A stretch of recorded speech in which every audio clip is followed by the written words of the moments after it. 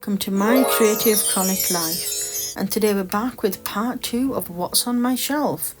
So this is a series that I started to just kind of keep myself accountable.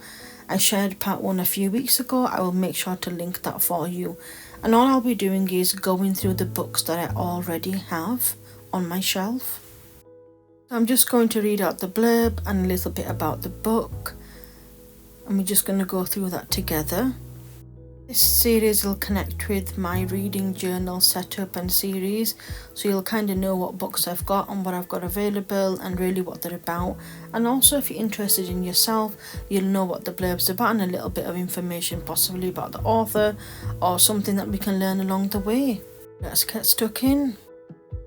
And these are a new find for me, and I went to Waterstones, and these were a birthday treat from my husband. They only had the 2 out at the time, and I heard from Book Talk that this was a very good series. Now since then I've learned that it doesn't matter which one you start with or which one you end with, because they're all standalone books but also they're interconnected. But as you know, TikTok Book Talk World says, you should start with Twisted Love. And this is Twisted Love by Anna Huang. And it says, so far, discover the addictive world of the Twisted series. Alex Volkov is a devil blessed with the face of an angel and cursed with a past he can't escape. Driven by a tragedy that has haunted him for most of his life, his ruthless pursuits for success and vengeance leave little room for matters of the heart. But when he's forced to look after his best friend's sister, he starts to feel something in his chest. A crack, a melt, a fire that could end his world as he knew it. Ava Chen is a free spirit trapped by nightmares of a childhood she can't remember. But despite her broken past, she's never stopped seeing the beauty in the world, including the heart beneath the icy exterior of a man she shouldn't want. Her brother's best friend, her neighbour, her saviour, and her downfall. There is a love that was never supposed to happen, but when it does, it unleashes secrets that could destroy them both and everything they hold dear. That sounds interesting. And at the front it says, he has a heart of ice, but for her he'd burn the world. These are meant to be a spicy series of books, and when I originally picked them up, they were out on the table, and then I quickly logged on to TikTok and I just typed in Anna Huang and I found these books, and I was like, oh my goodness me, like people were raving about them, and I thought I'd pick the 2 up that were there. So the next one in this series is Twisted Games. I love the colours and the covers of these books. He can't have her, but he's taking her anyway. Discover the addictive world of the Twisted series. I'm hoping I'm saying that right. Stoic, broody and arrogant elite bodyguard Rhys Larson has 2 rules: protect his clients at all costs and do not become emotionally involved ever. He has never once been tempted to break those rules until Bridget van Ashburg, again I apologise if I'm not saying that right, a princess with a hidden fire that reduces his rules to ash. Day by day she breaks down his defences. He swore an oath to protect her, but it's not enough. She must be his princess, his forbidden fruit, his every depraved fantasy. Regal, strong-willed and bound by the chains of duty, Princess Bridget dreams of the freedom to live and love as she chooses. But when her brother abdicates, she's faced with the prospect of a loveless political marriage and a throne she never wanted. As she navigates the intricacies and treacheries of her new role, she must also hide her desire for a man she can't have, her bodyguard, her protector, her ultimate ruin. Unexpected, forbidden, theirs is a love that would destroy a kingdom and doom them both. Wow, that's a blurb there, isn't it? I love the fact that by just calling them twisted, you know there's going to be lots going on. You can already tell that if you read book 1 and then book 2, you're going to want to read the rest. Now I'm really intrigued to see which one is next, and it says Twisted Hate and Twisted Lies.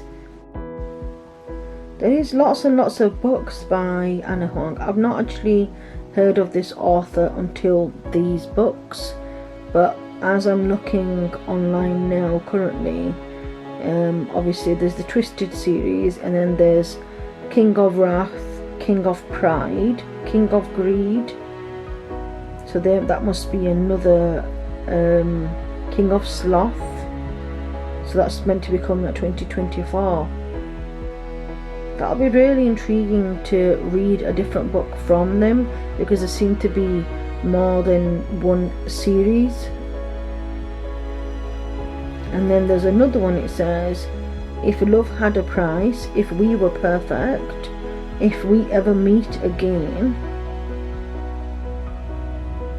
I think I'm going to do a deep delve into this author and maybe write down these books on my wish list, because I'd really like to know more about this author, because I can already tell I'm going to really be enjoying these. And these are the 2 books from Anna Huang, and again, not sure which one to start reading first. I think what I'm going to do is I'm going to do this in 2 parts, and if you have any suggestions of what I should read first, we're already in the first kind of week of January, and I haven't started because I'm still finishing a book that I've got from last year. I'm on the last chapter as such. So once I've completed that, I'm open to which book to read next. Now if you could narrow it down for me in the description, in the comments box, or maybe we could do a poll to write down which series I should start. Should it be something from Louise Pentland? Should I read the Bridgerton series? Should I read the Anna Huang series, Rebecca Yarrow, or the Beth O'Leary series, or the Sarah J. Maas? This is part 1, so I think we'll pick from part 1 rather than also pick from part 2, because part 2 is a completely different type of genre, a little bit different. I'll share that anyway, so you'll know. But maybe we could decide what I'll read on the first half of the year from episode 1, and then from episode 2 we can pick a couple of books for the second half of the year. I think that might be a good idea to do. Lucinda Riley, and we have the first book in the series, and it's called The Seven Sisters. Now I saw this over on Instagram from my friend who saw this over on Instagram from the Little Bookish Company, and she's got a book Instagram as well, and she sells wax melts and things related to sometimes books or TV shows or music, etc, etc. Anyway, long story short, she was reading this book and she said it was brilliant, she loved it. Now I think what got me the most was the fact that it's about sisters. Now I'm one of 4 sisters, and the fact that there's 7 here is just lovely. So I started reading this book maybe last year, could be the year before. I've got a little bookmark from Emily Harvey Art over on YouTube and Instagram, and I really enjoyed it. But again, I fell off the reading wagon last year and I just couldn't get back on. So I do remember lots about this book, so I'm not going to give any spoilers here so far, but it's just more about this one particular sister, and we're building up the rest of the story. Okay, so I will just read the blurb out to you. Now again, please, I apologize for any pronunciations that I may get wrong. It just is what it is. I'm trying my best.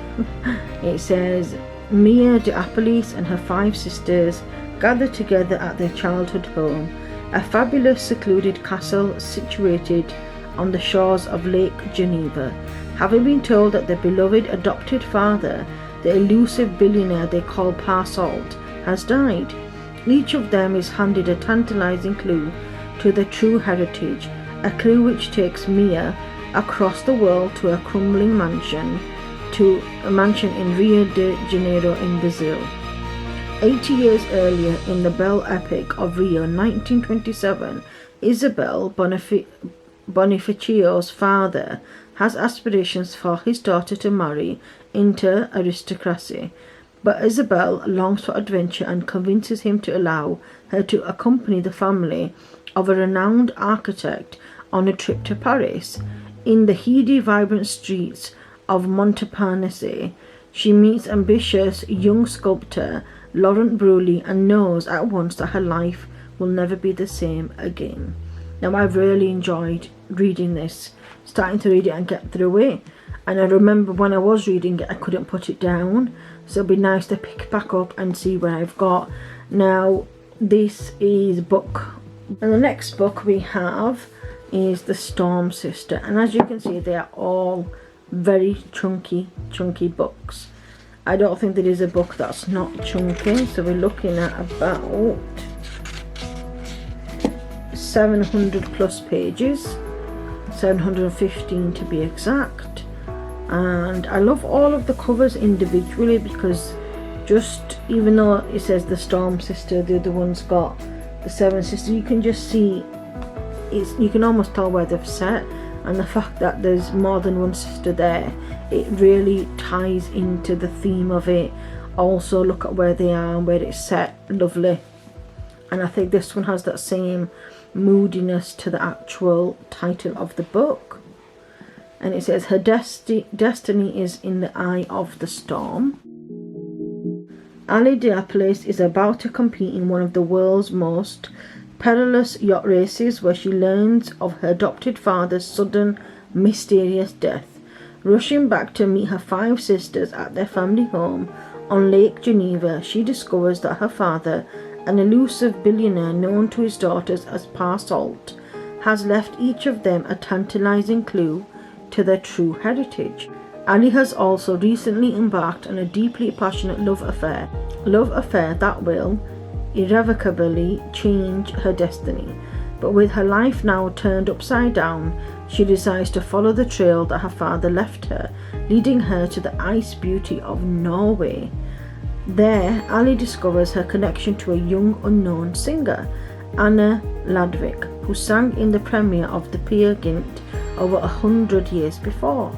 As Ali learns about Anna, she also begins to question who her father really was, and she starts to wonder why the 7th sister is missing. And it says The Storm Sister is the second book in Lucinda Riley's spellbinding The Seven Sisters series. Is the Shadow Sister. She must step out of the shadows to find her voice. After the death of her beloved adoptive father, Pa Star Diapolis is at a crossroads. Her father has left each of his 6 daughters clues to the true heritage, but Star, the most enigmatic of the sisters, is hesitant to step out of the safety of those close relationships she shares with her sister, Cece. When she finally decides to follow her first clue, it leads her to an antiquarian bookshop in London and to the start of a whole new world. 100 years earlier, headstrong Flora McNichol vows she will never marry. She is happy and secure in her home in the Lake District, living close to her idol, Beatrix Potter.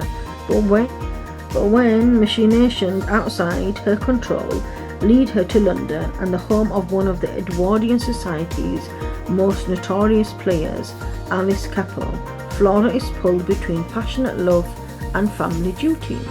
As Star learns more of Flora's incredible journey, she too goes on a voyage of self-discovery, finally stepping out of the shadow of her sister and opening herself up to the possibility.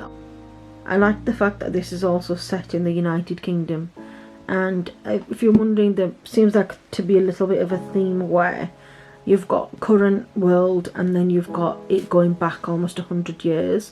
I love books like that because it gives you a lot of what went on in the past, but also shows how things can adapt and change.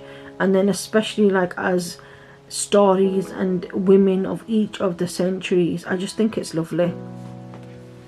And that is book. And the final book that I own from Lucinda Riley is The Pearl Sister. And isn't that just stunning, the cover? Cici Diapolis has never felt she fitted in anywhere, and following the death of her father, the elusive billionaire Parsault, so called by the 6 daughters he adopted from around the globe, she finds herself at a breaking point. In desperation, armed only with scant clues her father has left her, Cici begins a search to discover her true origins, a search that takes her to the searing heat and dusty plains of the Red Centre of Australia. But what is her connection to Kitty McBride, a Scottish clergyman's daughter who lived there over 100 years ago? As Cici unearths deeply buried and long forgotten secrets, she starts to believe that this wild, vast continent could offer her something she never thought possible, a sense of belonging and a home. Wonderful.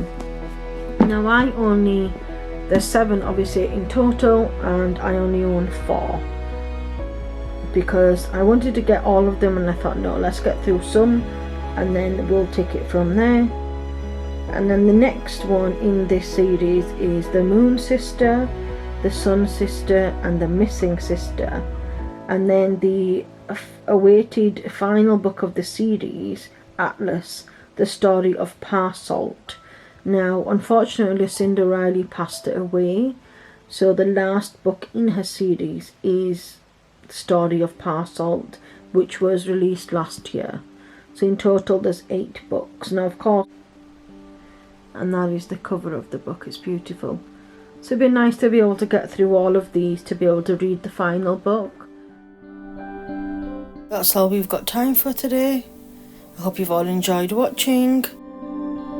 You can follow me over on TikTok, Instagram and Threads at My Creative Chronic Life. You can also follow me at MCCL Book Talk and Facebook. Thank you so much for watching. Until next time, bye bye.